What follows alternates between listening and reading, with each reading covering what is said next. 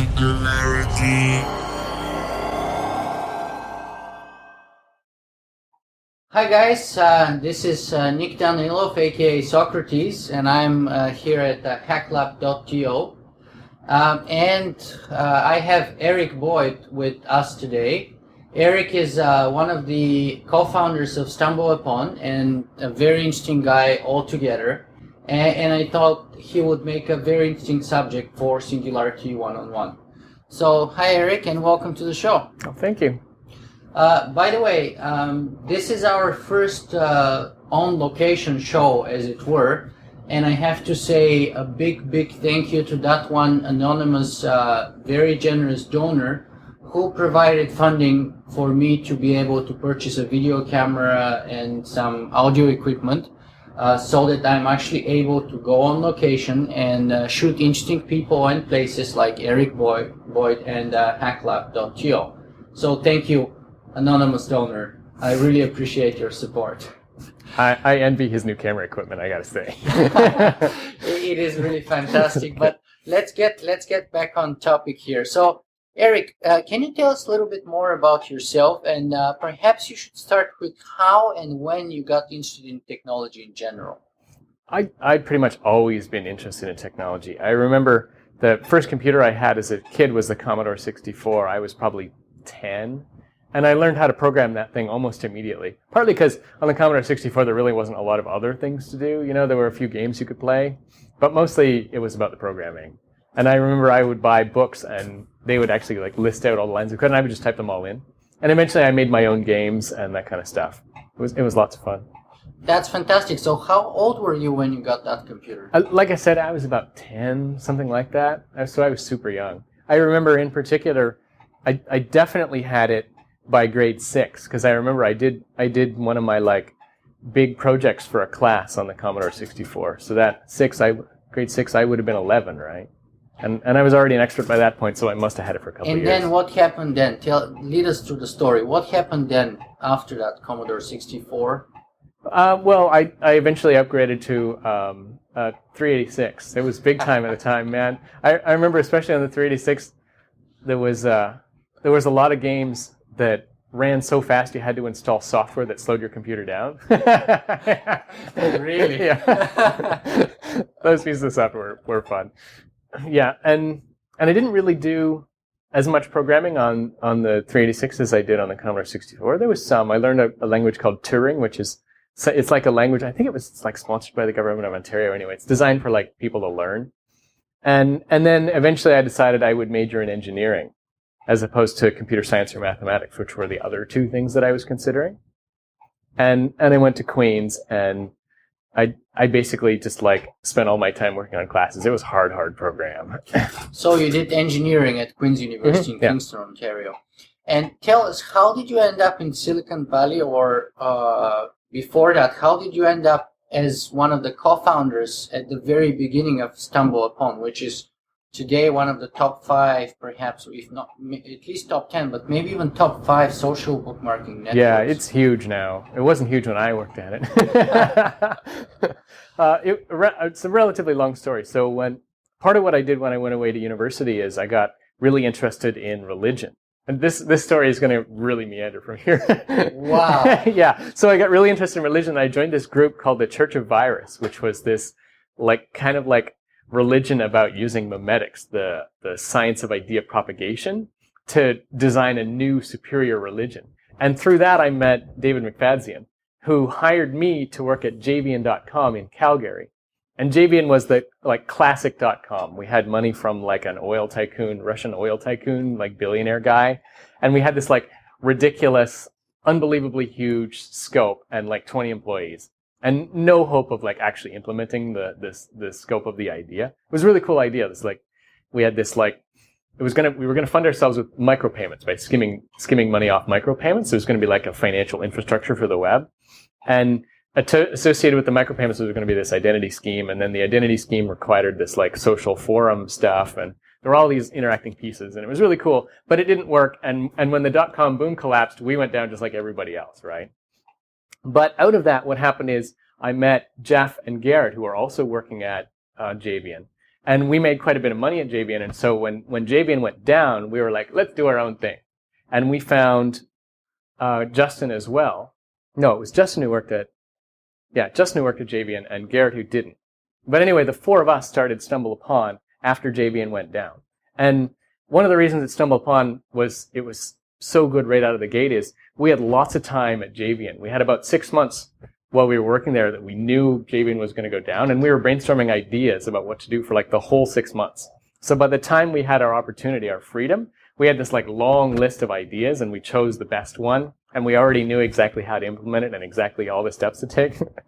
Which is why, like, I think it was only 3 months and we had the first beta of StumbleUpon out, and it's very much similar to exactly what you see today. There's like a toolbar with a button, and you pick some categories, and it recommends content on the web. Like, yeah, 3 months we delivered it. And what was your part specifically in that toolbar? What did you do? So I actually did the toolbar for Internet Explorer. That was my part. And Jeff did the toolbar for what at the time was called Mozilla, but eventually became Firefox. Yeah.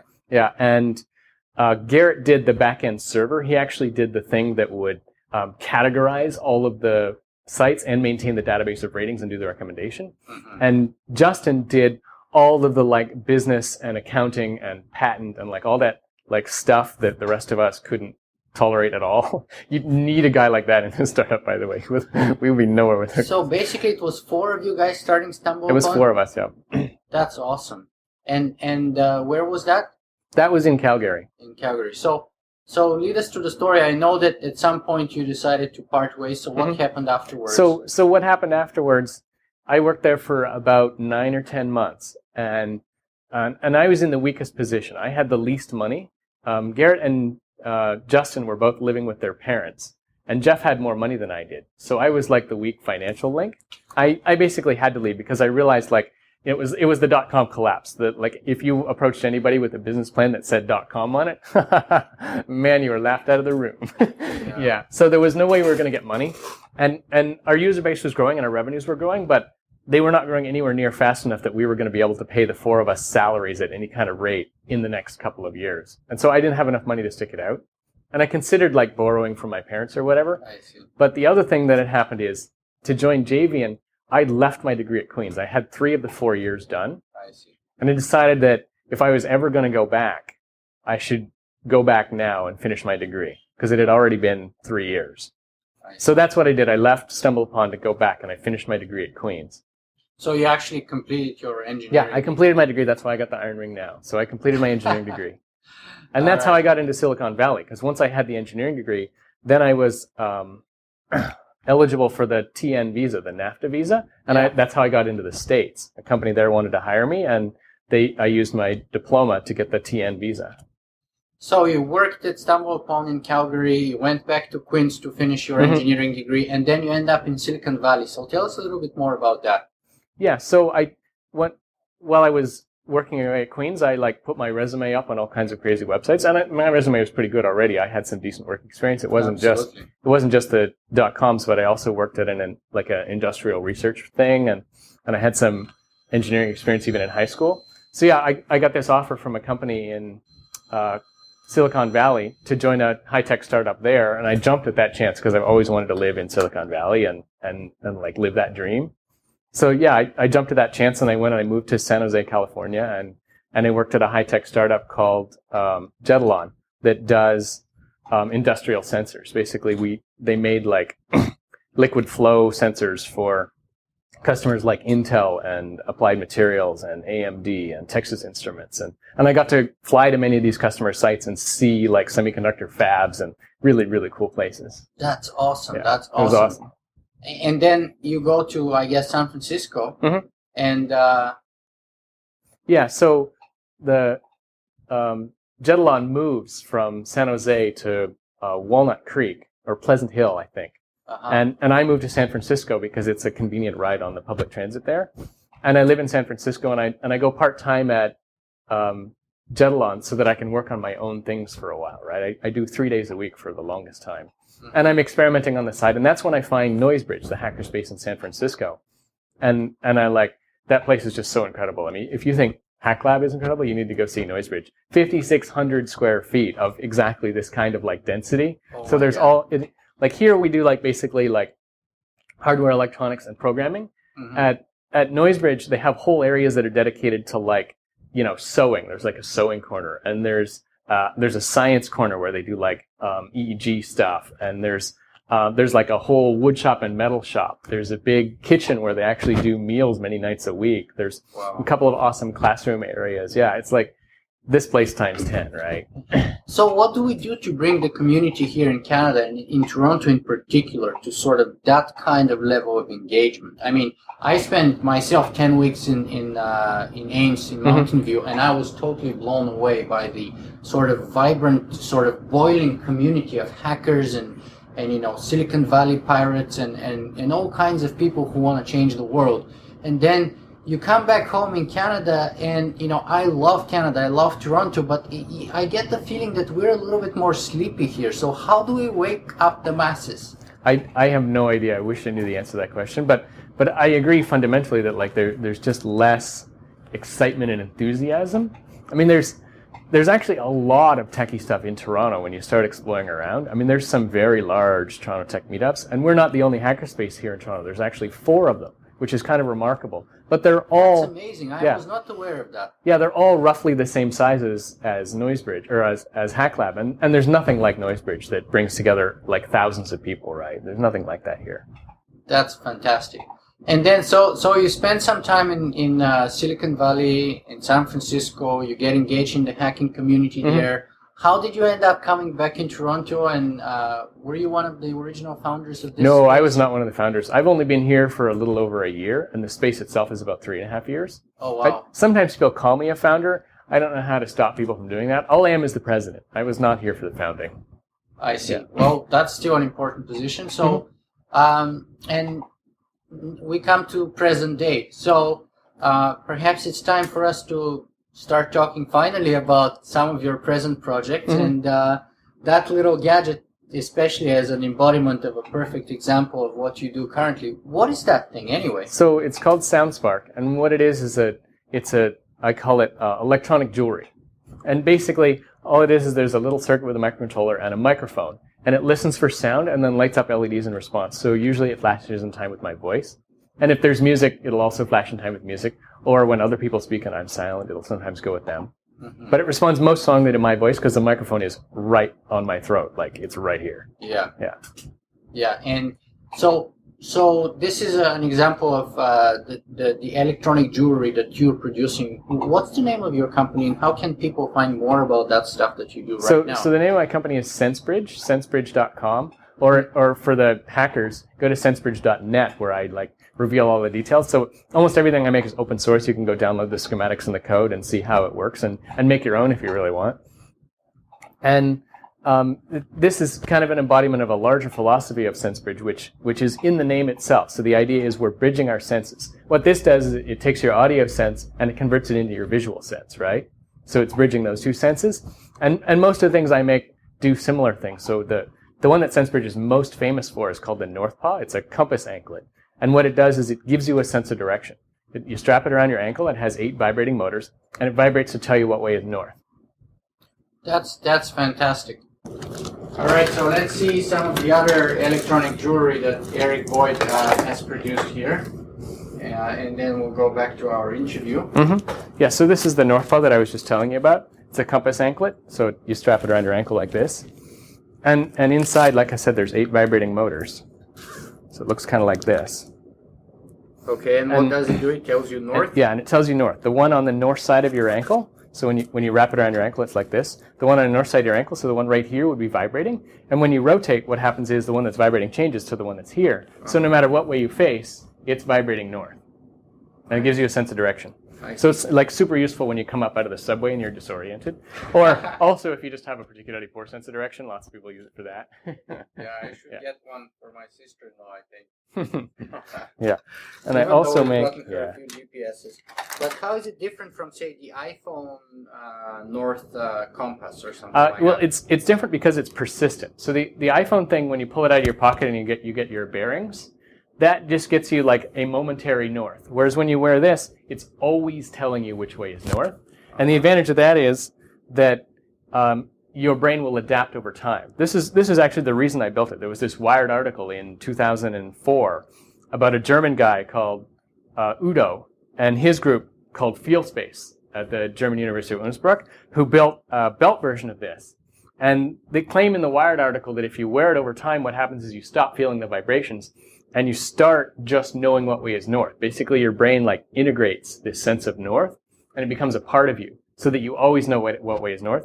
And the German guy actually claimed that after he wore it, he developed not only the sense of direction, but also a homing instinct like a pigeon, that he could always point the way home, which I thought was a super cool thing. Totally didn't happen when I wore North Paw, but but I mean, I think that's typical of Wired articles, is they kind of like oversell the benefits of technology, you know? And it millions of people read the article, and I think it's the basis of why there's so much demand for the North Paw. I've sold several hundred of them now, and I think a lot of it is just like people really want to have that same experience and see what it feels like. And it does actually integrate into your brain. Like after a while, you don't feel the vibrations on your ankle anymore, and you really do just know what way is north. But the dominant experience of it for me actually was this thing Quinn Norton wrote about. I use her words because her words are so much better than mine. She's like a science reporter. And she wrote about this experience she had where she was in a place that she was very familiar with, but the North Paw was telling her that north was in a different direction than she thought north was in, right? North was like that way instead of this way, like her brain was telling her. And there's this like mental battle that happens in your head about like, well, how can I possibly be wrong? I've been here hundreds of times before, right? Like I know this place, but it turns out that you don't, right? Like north is, your brain somehow has gotten it wrong. And what actually, she figured it out. What actually it is your brain often associates north with the important direction. So especially indoors, the important direction in the orientation of a building can be very different from north. It can run east-west or whatever. But your brain will conflate these two concepts. And then you'll have this mental map that's totally inaccurate, right? You'll think you're walking north when in fact you're walking east or west or whichever direction it actually is. And trying to let the North Paw win those battles mentally is this like strenuous mental exercise, right? This like, I need to like readjust my entire mental map of this place.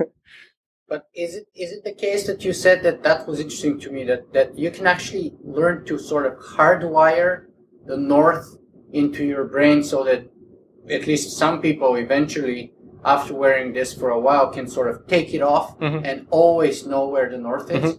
So that was something that was written about in the German article. And in my experience, it's true for the places that you wear the anklet to. So like anywhere where I've worn the North Paw, my brain will remember where north is in that place. But what I didn't get, and I was hoping to get, was the ability to extend that to places you hadn't been, which totally didn't work. My sense of direction is still roughly as bad as it ever was, outside of places that I've worn this, right? Places I've worn it, I'm pretty good now, but... Now, you said that it's all open source, so people can go to your website and get, the blueprints of how they can make these for themselves. But for those like me, for example, who are totally inadequate in making them themselves, you said you sold a few hundred. So what's the cost of, say, the North Pole and the other... So the North Paw, I sell kits for $149, and that gets you like a bag with a bunch of parts, and you have to solder them together. Oh, I see. Yeah, but I also sell an assembly service, which is another $65 if you want me or a friend of mine to solder them together. And we test them and make sure they're working, and then we ship them out fully assembled. I see. So that's a fairly expensive product, and the reason is there's a very expensive compass in it. The vibrating motors are expensive. The lithium polymer battery is expensive. Having the anklet made was time-consuming and difficult, and so on, right? Like it's a complicated product.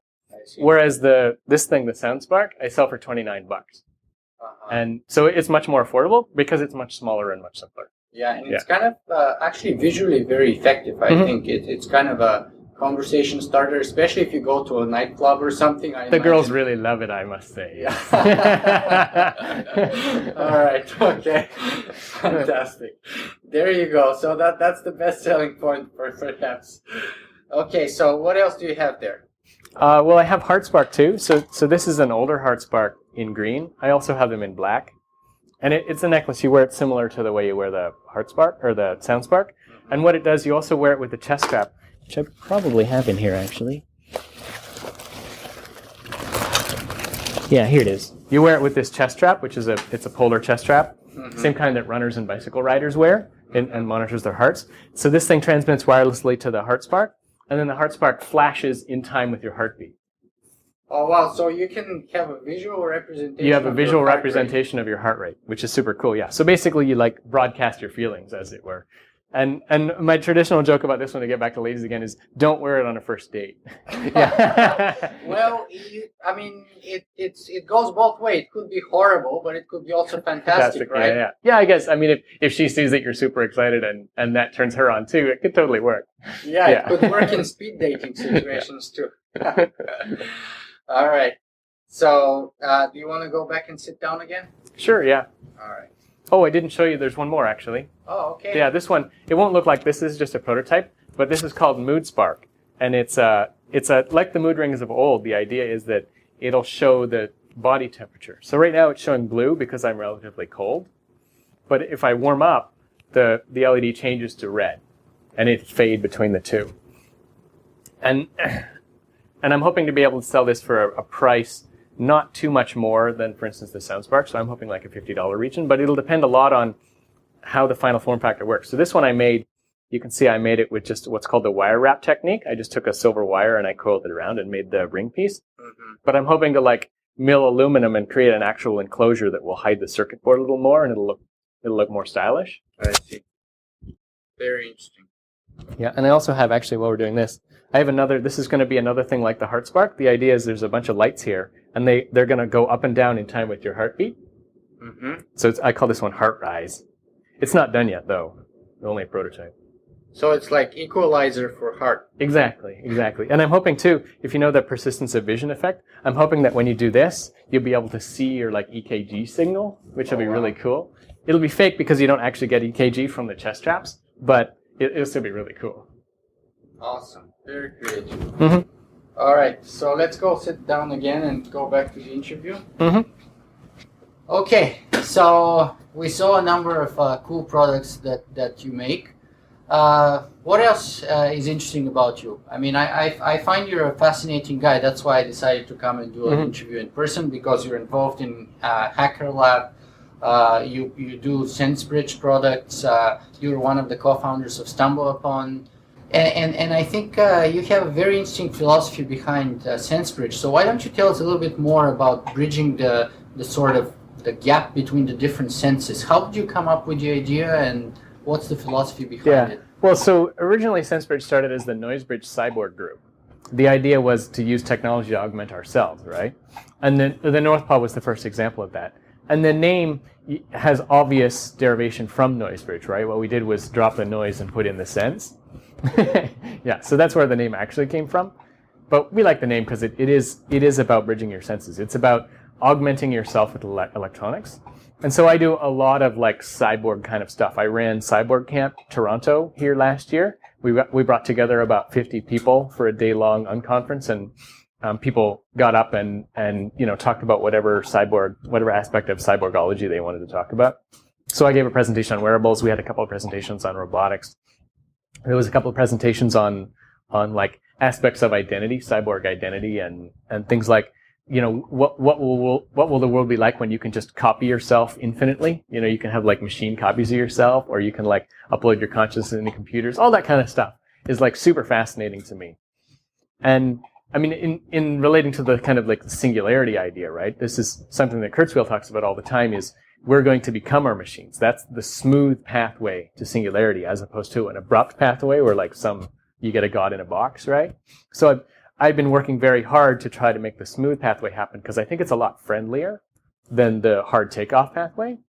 And I mean, one reason I'm working so hard is because I see that the smooth takeoff pathway is failing right now. What's actually succeeding is the hard AI pathway, right? I mean, we're making vast strides in computer intelligence, and we're not really making any progress on the cyborg stuff. I mean, there's like Kevin Warwick and like who? Yeah, like me. That's basically it. Yeah. Kevin Warwick, actually, I've interviewed him twice on my show, and actually the most interesting experiments that he did almost 20 years ago. Yeah. So it's been a while, and that was one of the things we discussed with him. But let me grab a couple of points that you mentioned there, and one of them is God in a box. Mm-hmm. So Now, let me go back again and connect that with the fact that you were a member of this sort of very sort of interesting or peculiar or different kind of a church or religion. Mm-hmm. Church of Iris, yeah. Church of Iris. So let me ask you this first of all. Are you religious now, and how has this changed in time? I'm not religious now. I've never really been religious. So. And what about the Church of Iris? So, well, the Church of Iris is kind of, like I said, it's this like intellectual religion trying to take the idea of memetics, which is self-propagating ideas, and make that into a kind of a vehicle to drive secularist values. I mean, that was the idea of the thing. But then the question is, because many people say that the singularity and artificial intelligence, or even, cyborg idea, it's in a way kind of like the rapture of the geeks, or the church of robotics, if you will, as Jaron Lanier calls it, or the singular, it's like religion for nerds. Yeah. So which I think is kind of true, but also really misleading in some ways, right? Like, I think that, I mean, one reason that that criticism does kind of hit home is in many people's lives it does kind of play a similar role, right? In terms of like the teleological thinking that humans are kind of prone to, that kind of like, religion of science is playing that role in people's heads, right? But in another way, I mean, the reason that people make that criticism is they want to somehow imply that the singularity thing is based on faith, that there's no actual rational underpinnings, that people are being irrational, right? And I don't think that's necessarily true. I don't think that follows just from the idea that it's performing a similar psychological function. I see. So let me go back then to the cyborg topic then, because I mean, I would say it's one thing to enhance yourself with some kind of a voice activated tool and so on, or a North Compass or something, but it's another thing to get to meddle with your biology and start using like neuroimplants or even anything before the neuroimplant level. So have you experimented with any of that? Have you thought of experimenting? Why not? So I've thought about experimenting. I did some stuff with EEG, and I've tried to build versions of the Northpaw that use electrical stimulation instead of using mechanical stimulation. The idea being partly that electrical stimulation is a lot lower power, and so you could reduce the battery usage, make the product cheaper and stuff like that. But in the end, I think I read the easiest way to get to my current position would be to talk about, there's this book by Andy Clark called Natural Born Cyborgs.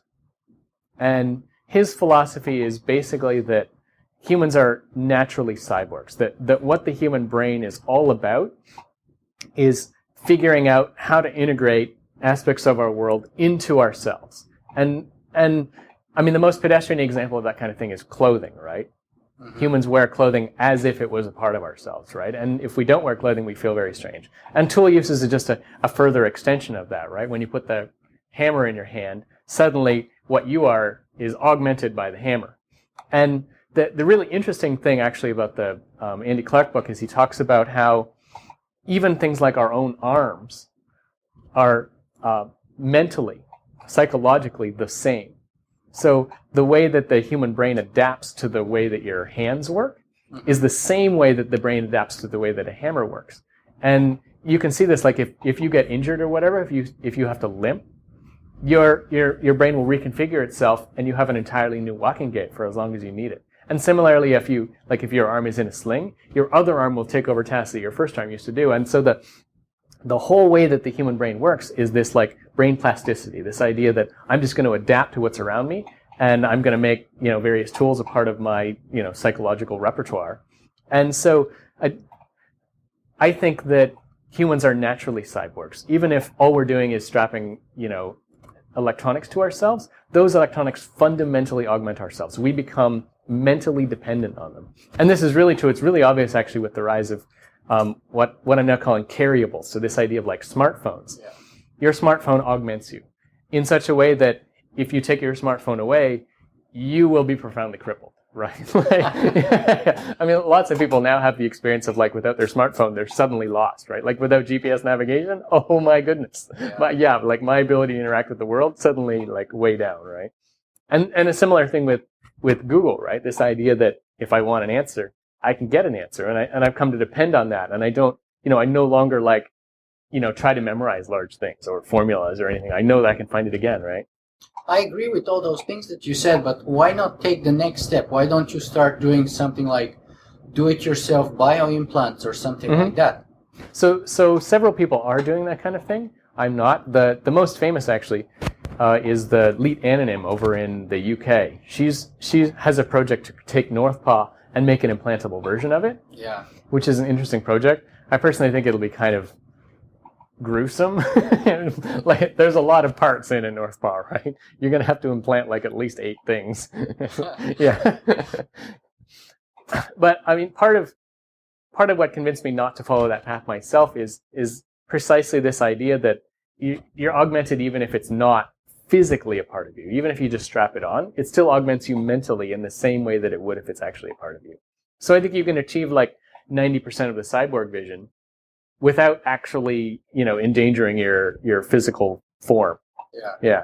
Or your eyes. Yeah. Specifically. Yeah. And I agree with you entirely, because I, for example, am early adopter of technology when it comes in the forms of external hardware and software, etc.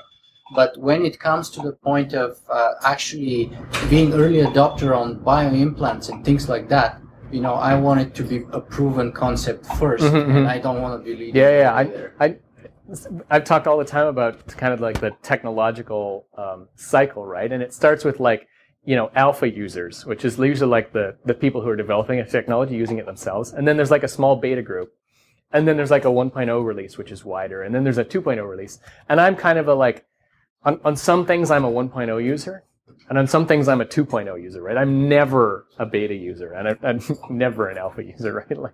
So you have to kind of decide like, where's your risk threshold, right? And I totally think for like implanted things, I'd probably be like a 3.0 kind of a guy. Absolutely. Yeah. But then aren't we running the risk of being left behind? Because by the time something, say, in terms of bioimplants, etc., or neuroimplants comes to version 3.0, yeah, millions of people already have it, and you're in the dust. So much behind that perhaps, arguably, we might not be able to ever catch up again. Yeah, I mean, there's some risk there. So I would reserve the right to evaluate every technology and make my own decisions. But I mean, the other thing about the way technology moves right now is, like, if you go in for the early version, you may, because you've already had surgery and you've got like scar tissue or whatever, you may not be able to get the later versions, and the later versions are going to be better. Absolutely. Yeah. So, I mean, I think at some point there's going to be like a leveling off in technology, but I think we're so far from there right now that, yeah, you'd have to be crazy to think that the first generation people are going to be the ultimate long-term winners. I think it's about knowing and judging when it's time for you to make the leap, and take the risk, and when sort of the benefit is much more probable or likely than sort of the negative potential effects. But I think it's about time to bring our interview to a close here. So perhaps just as a last question, what do you want your parting message to be with us today? Yeah, my parting message is always the same. It's do-it-yourself transhumanism.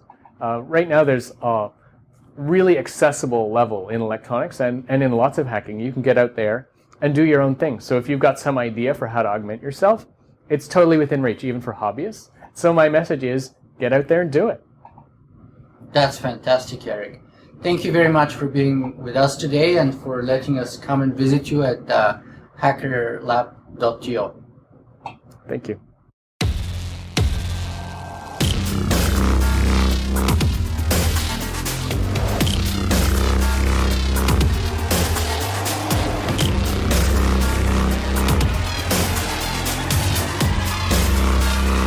Singularity.